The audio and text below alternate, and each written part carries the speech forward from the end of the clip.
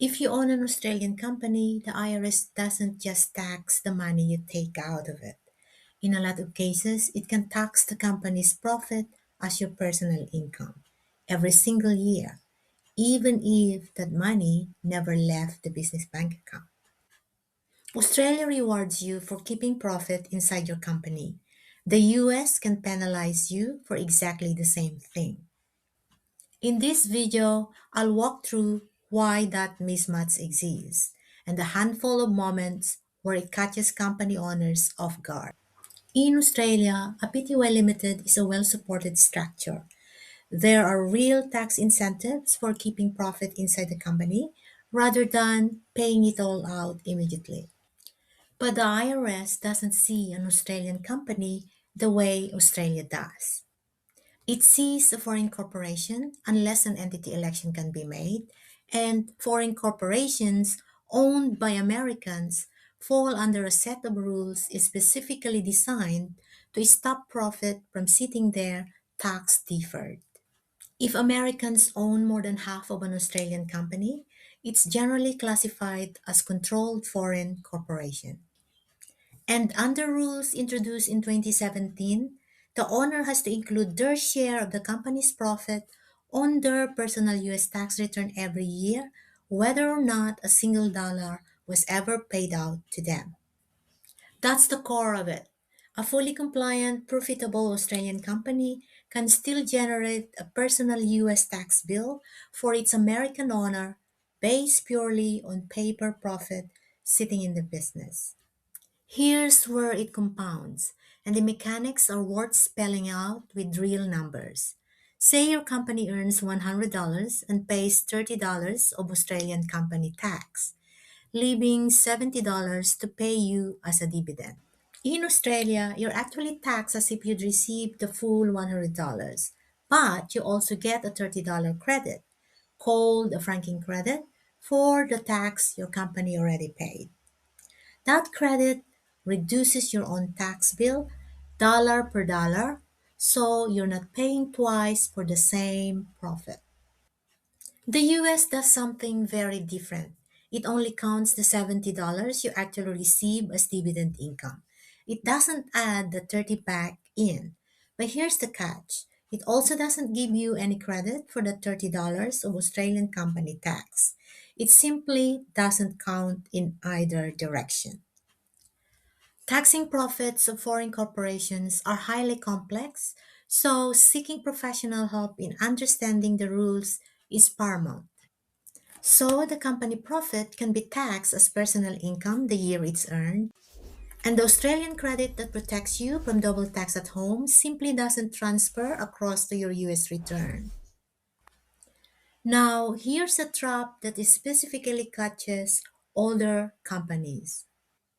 If your company had profit sitting in it before 2017, there's a one-time tax from that year, a transition tax that has to be accounted for.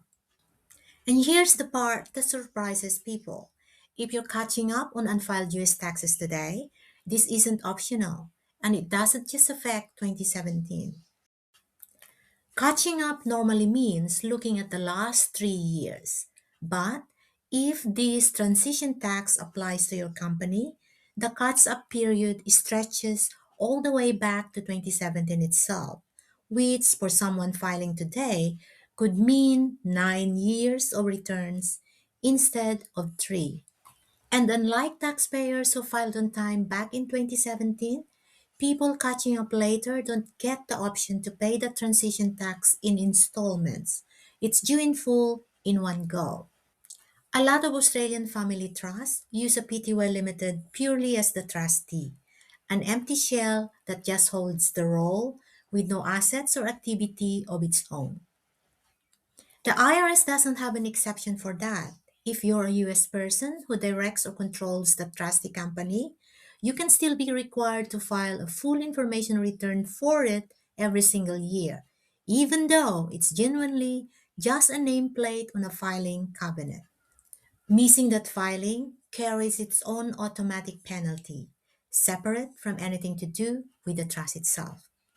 One more thing worth knowing, if you ever sell your shares in a company that's been classified this way, special rules can recharacterize part of the gain, turning what feels like a straightforward capital gain into something taxed differently.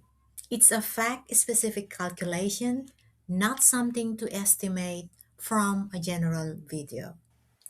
None of this means owning an Australian company as a US citizen is a losing game. It just means the two systems were never designed to talk to each other, and the gaps show up in specific, predictable places. There are ways professionals can potentially reduce some of what I've covered today.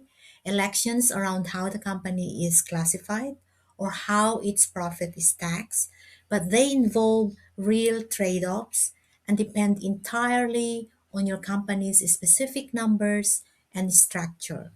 That's exactly the kind of decision that needs to be modeled by a professional, not to be taken from a general video. This is genuinely one of the more fact-specific areas we cover in this series. How your company is structured, when it was formed, and what's sitting on its balance sheet all change the answer.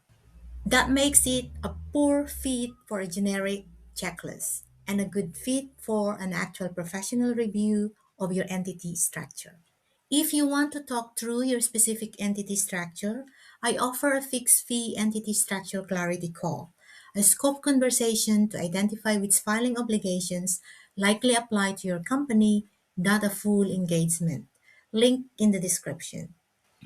If you've been putting off looking into this, the risk isn't just what you might owe, it's how far back the questions can reach. Better to know now than to have that decided for you later.